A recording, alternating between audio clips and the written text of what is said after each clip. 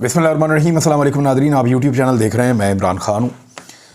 90 दिन में इंतखाबात के हवाले से सुप्रीम कोर्ट ऑफ पाकिस्तान ने पहले दिन समाअत की है। इस पे मैं आपको ख़बरें दूंगा आज कि अब मामला कहाँ जाएगा और कंट्रोवर्सीज़ कौन कौन सी पैदा होने जा रही हैं और सुप्रीम कोर्ट ऑफ पाकिस्तान इन मामलात को कैसे देखेगी। दूसरी जानिब मरीम नवाज़ ने पाकिस्तान के हाजिर सर्विस जजेस के ऊपर ये अलगार कर दी है, उनके ऊपर घिनौने और भोंडे इल्ज़ामात लगाए हैं। इसके बारे में मैं आपको बताऊंगा कि पाकिस्तान के अंदर जो है वो एक आइन तो है लेकिन दो दस्तूर हैं अलग अलग। गरीब के लिए अलग है, अमीर के लिए अलग है, एलीट क्लास के लिए अलग है, मिडिल क्लास के लिए और लोअर क्लास के लिए अलग है। और उसकी एक मिसाल और भी है मेरे पास, वो भी आपको बताऊँगा। जेल भरो तहरीक कहाँ तक पहुँची, हुकूमत उसको नाकाम करने के लिए क्या कुछ कर रही है, जबकि पाकिस्तान तहरीक इंसाफ के पास कौन से ऑप्शन बाकी हैं उन पे भी हम बात करेंगे। जो सबसे बड़ी चीज़ है और बड़ी खबर है वो चीफ जस्टिस ऑफ पाकिस्तान के रिमार्क्स हैं। उन्होंने कहा कि इलेक्शन 90 दिन में होने चाहिए, आइन के खिलाफ वर्जी बर्दाश्त नहीं की जाएगी।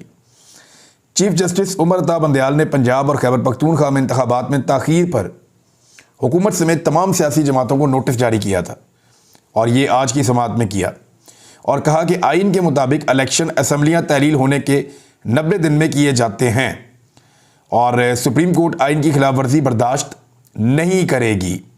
सुप्रीम कोर्ट के चीफ जस्टिस उमर अता बंदयाल की सरबराही में पंजाब और खैबर पख्तूनख्वा में इंतखाबात पर अज खुद नोटिस केस की समाअत 9 रुकनी लार्जर बेंच ने की है।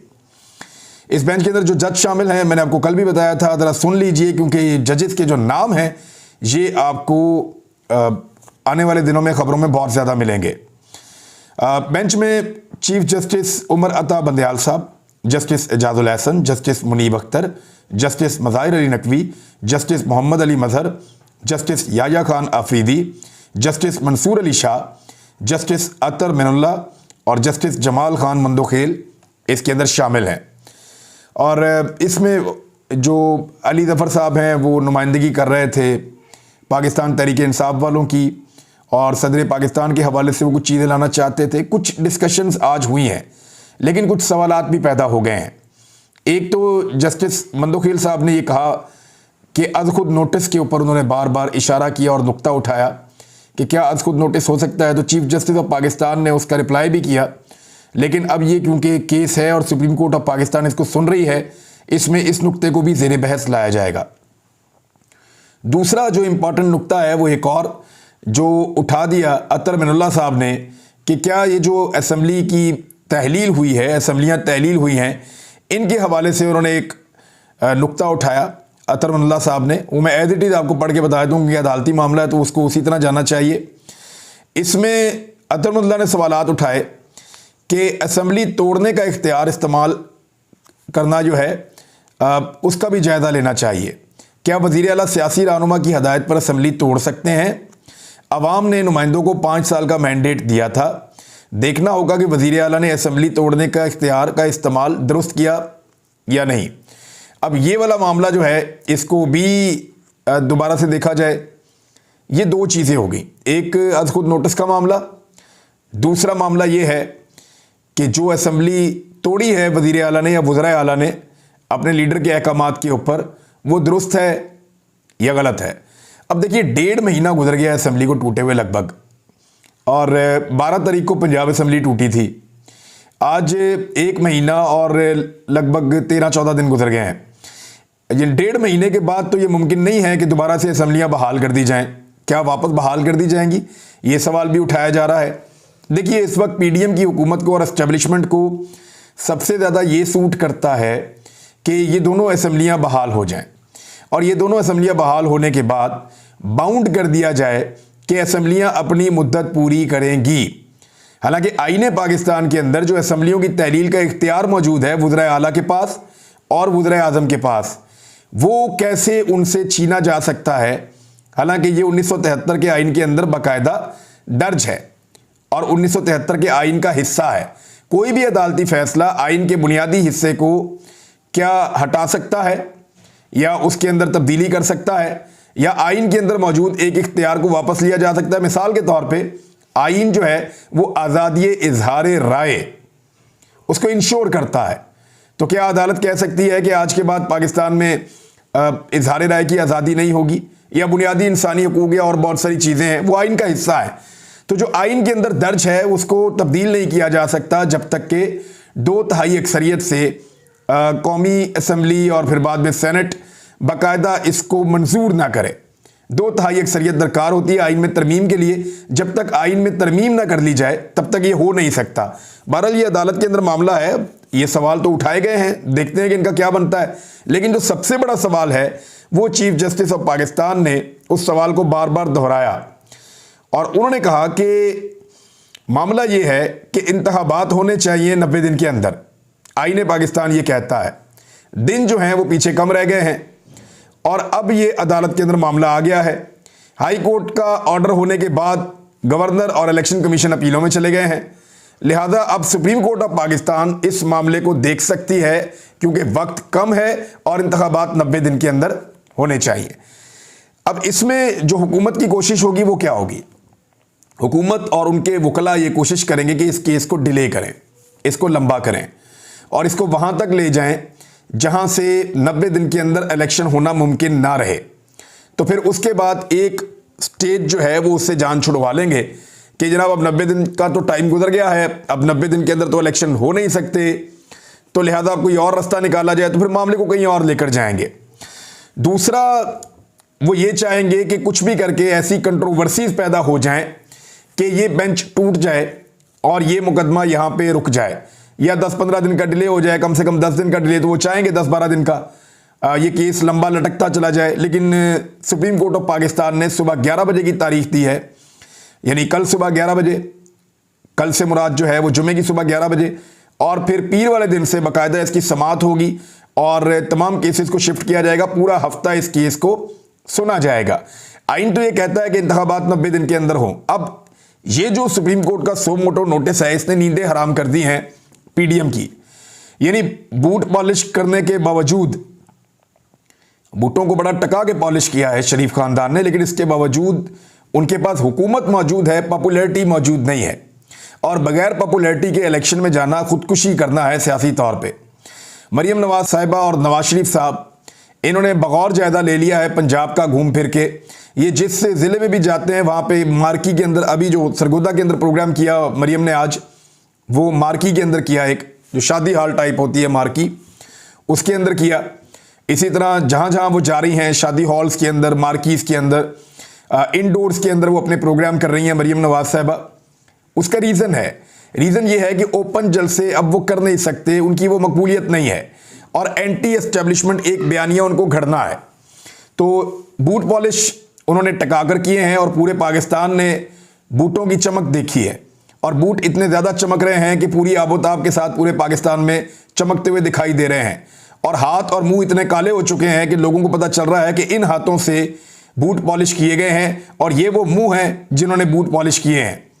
तो अब इस वक्त एंटी एस्टेब्लिशमेंट बयानिया कैसे घड़ा जाए, कैसे सामने लाया जाए? हमने आपको खबर दी थी जब मरियम नवाज लंदन में थी तो नवाज शरीफ ने और इन्होंने मिलकर तय किया था कि 5 बंदों को हम टारगेट करेंगे।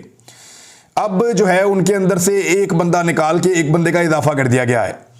जनरल रिटायर कमर जावेद बाजवा जो है उनका नाम उसके अंदर शामिल नहीं है और 2 हाजिर सर्विस जजेस के ऊपर मरियम नवाज साहिबा ने वो जहर उगला है और इस लेवल की गंदी तनकीद की है कि मैं यहाँ पे आपको ना सुनवा सकता हूँ ना आपको मैं वो बताना चाहता हूँ।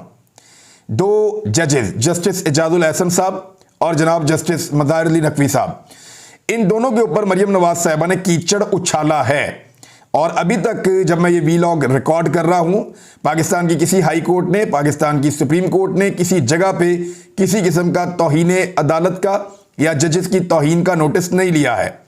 मैं आपको याद दिला दूँ, आज से कुछ अर्सा पहले साबिक वज़ीर आज़म इमरान खान साहब ने एक खातून जज जो मातहत अदलिया की जज थी, जस्टिस ज़ेबा साहिबा, उनके बारे में ये उनका नाम लेकर रिमार्क्स दिए थे कि अकाउंटेबल करना, या जिस तरह की उन्होंने बात की थी, तो उसके ऊपर दहशतगर्दी और तौहीन अदालत और इस किस्म के बहुत सारे केसेस जो है वो बना दिए गए थे इमरान खान साहब पे और उस वक्त पूरा मुल्क जो है वो बड़ा हसास हो गया था और मुल्क के अंदर जो है वो जजेस के रिमार्क्स भी बड़े सख्त थे इस मामले के अंदर और सब जो है वो बहुत गुस्से में थे। ऐसा लगता था कि इमरान खान साहब ने कोई गुनाह कबीरा कर दिया है ये वाली बात करने के बाद, लेकिन उसकी इंटेंसिटी बहुत कम थी जो आज मरियम नवाज ने किया है।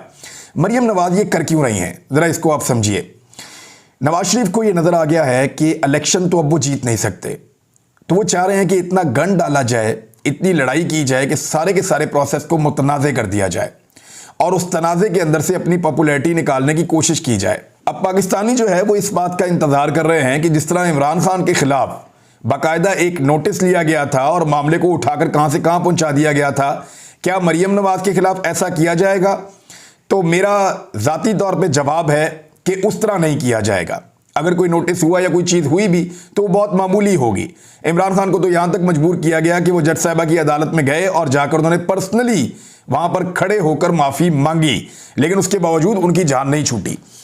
अब मरियम नवाज साहिबा ने ये इसलिए किया कि एक तो अदलिया को मुतनाज़े बना दिया जाए, दूसरा जजेस को टारगेट किया जाए, तीसरा जो फैसला आने वाला है उसको मुतनाज़े बनाकर यह कहा जाए कि ये आईनी तौर पे फैसला नहीं है बल्कि ये हमें दीवार के साथ लगाया जा रहा है, और एंटी एस्टेब्लिशमेंट एक बयानिया घड़ा जाए कि आज भी हमारे खिलाफ कोई साजिशें हो रही हैं।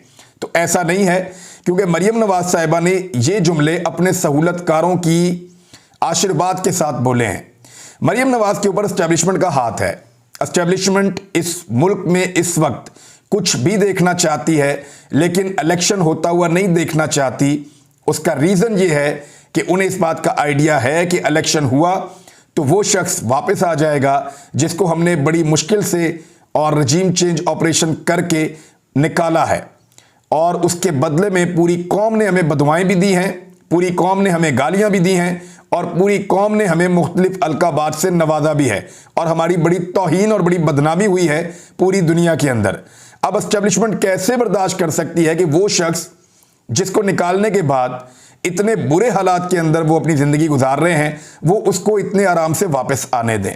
तो मरियम नवाज के खिलाफ कार्रवाई क्यों नहीं होगी, उसका रीज़न अब आपको समझ आ जाना चाहिए, और होगी तो बड़ी खफीफ सी, बड़ी मामूली सी होगी। तो क्या मरियम नवाज को या नवाज शरीफ को बुलाकर कोई पूछेगा कि आपने जजेस के बारे में ये कहा, जवाब दें? कोई पूछेगा कि आपने ये तौहीन की, जवाब दें? कोई मुकदमा दर्ज किया जाएगा, कोई दहशतगर्दी का मुकदमा होगा या कोई ऐसी चीज़ होगी?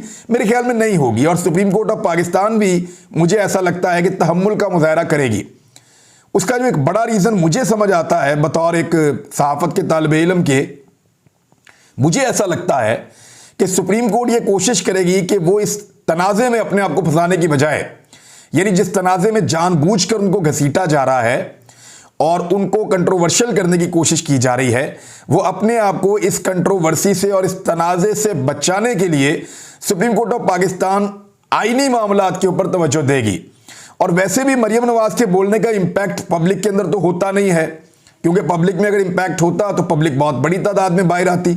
मेरे ख्याल में मरियम नवाज पाकिस्तान में जिसके भी खिलाफ बोलेंगी, पाकिस्तानी उनके साथ खड़े हो जाएंगे। पाकिस्तान के मीडिया के अंदर कुछ मुर्दार, जिन्हें महंगाई नज़र नहीं आ रही थी, जिन्हें बेरोजगारी और गुर्बत नज़र नहीं आ रही थी, वो मुर्दार, बल्कि मुर्दार खोर आप उनको कह लें, वो लोग जो बिल्कुल बेहिस हो चुके थे, आज अचानक उनकी 6 की 6 हिस्सें जागी हैं और उन्होंने दोबारा से कीबोर्ड्स पकड़ के अपने अपने ट्विटर के ऊपर अदालतों को लताड़ना शुरू कर दिया है। मैं आपको एक बात याद दिला दूं कि यही जस्टिस एजाजुल एहसन साहब और यही चीफ जस्टिस साहब और बाकी कुछ और जजेस शामिल थे।